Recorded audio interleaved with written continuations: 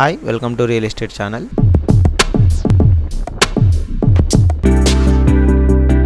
హైదరాబాద్లో ఇల్లు కొనాలంటే కంపల్సరీ లోన్ తీసుకోవాల్సింది. గృహ రుణంతో ఇల్లు కొనుగోలు చేసేవారే ఎక్కువగా ఉన్నారు. 25 నుంచి 50 లక్షల రూపాయల వరకు రుణం అనేది ఈ రోజుల్లో సర్వసాధారణం. ఆర్థిక స్తోమతను బట్టి కోర్టుల్లో తీసుకునేవారు లేకపోలేదు.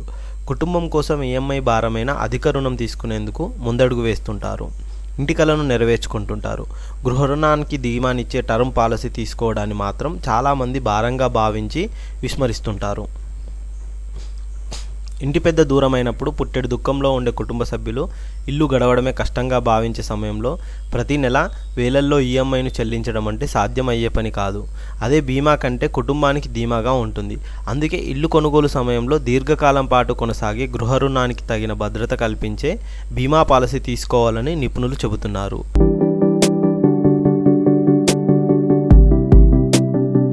ఇంటి రుణం తీసుకున్న ప్రతి ఒక్కరూ మార్టిగేజ్ రెడ్యూసింగ్ టర్మ్ అష్యూరెన్స్ పాలసీని తీసుకోవడం మర్చిపోవద్దని సూచిస్తున్నారు.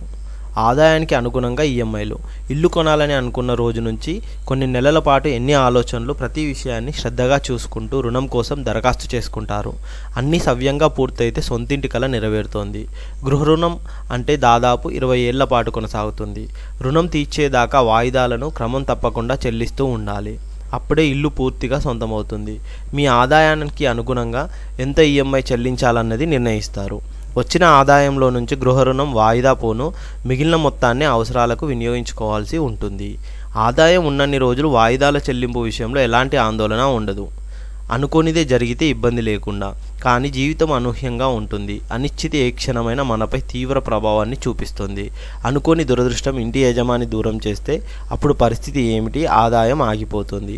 వాయిదాలు చెల్లించడం కష్టమవుతుంది. రుణభారం ఒకవైపు, కుటుంబ ఖర్చులు మరోవైపు కుటుంబ సభ్యులను ఆర్థికంగా ఇబ్బందుల పాలు చేస్తారు. ఇలాంటి కష్టకాలంలో ఈఎంఐ చెల్లించే అవకాశం లేక ఇంటిని వదిలేయాల్సిన పరిస్థితులు ఎంతోమందికి ఎదురయ్యాయి. ఈ చిక్కులను తప్పించుకోవాలంటే గృహ రుణం తీసుకునేటప్పుడు తప్పనిసరిగా హోమ్ లోన్ ప్రొటెక్షన్ ప్లాన్ తీసుకోవడం అవసరం. దురదృష్టవశాత్తు రుణగ్రహీత మరణించిన సందర్భంలో బీమా కంపెనీ గృహ రుణాన్ని తీర్చేస్తుంది.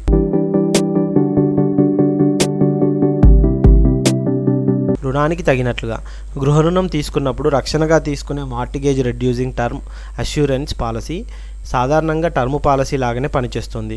రుణగ్రహీత మరణించినప్పుడు రుణం మొత్తం ఇది చెల్లిస్తుంది. పాలసీ విలువ ఇంటి రుణం మొత్తాన్ని బట్టి ఆధారపడి ఉంటుంది. అప్పు కొనసాగినవన్నీ రోజులు బీమా రక్షణ లభిస్తుంది. వాయిదాలు చెల్లిస్తున్నప్పుడు రుణం మొత్తం తగ్గుతూ వస్తుంది. ఆ మేరకు బీమా పాలసీ విలువ సర్దుబాటు అవుతుంది. రుణాన్ని ఇస్తున్నప్పుడే బ్యాంకులు లేదా గృహ రుణ సంస్థలు తమ గ్రహీతలకు ఈ పాలసీని తీసుకోవాలని సూచిస్తాయి. తమతో ఒప్పందం ఉన్న బీమా కంపెనీల నుంచి పాలసీలు అందిస్తాయి. గృహ రుణం 20 లక్షలు ఉంటే కావాలంటే 35 ఏళ్లకు కూడా బీమాని ఎంచుకునే వెసులుబాటు ఉంటుంది. ప్రీమియం భారం కాకుండా. ఎంఆర్టీఏ పాలసీల ప్రీమియం కాస్త తక్కువ, రుణ బాధ్యత కాలక్రమేణా తగ్గుతూ వస్తుంది. కాబట్టి ఈ ప్లాన్లు హోమ్ లోన్ ప్రొటెక్షన్ ప్లాన్తో పోలిస్తే ప్రీమియం తక్కువగా ఉంటుంది. ఒకేసారి మొత్తం ప్రీమియం చెల్లించే వీలు కల్పిస్తామని గృహ లేదా గృహ రుణ వాయిదాలతో నెలనెలా చెల్లించే సౌలభ్యం లభిస్తుంది.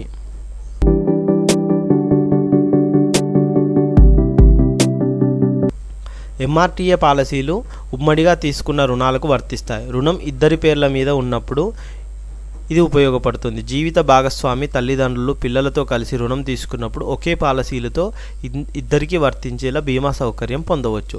దురదృష్టవశాత్తు రుణగ్రహీత మరణించినప్పుడు రుణదాత మీ బీమా సంస్థను సంప్రదిస్తే ఆ సంస్థ ఇంటిపై ఉన్న మొత్తం రుణాన్ని చెల్లిస్తుంది. అదనంగా ఇంకా ఏమైనా మిగిలితే రుణగ్రహీత సూచించిన నామినీకి చెల్లిస్తారు. పైన పేర్కొన్న ప్రయోజనాలే కాకుండా బీమా కంపెనీలు విభిన్న రకాల పాలసీలను అందిస్తున్నాయి. అనువైనది ఎంచుకోండి. అందుబాటులో ఉన్న పాలసీల్లో మీకు అనువైన పాలసీ ఏది అని చూసుకోవాలి. మళ్ళీ చెల్లింపు చరిత్ర ఉన్న కంపెనీ నుంచి తీసుకోవడం ఎప్పుడూ మంచిది.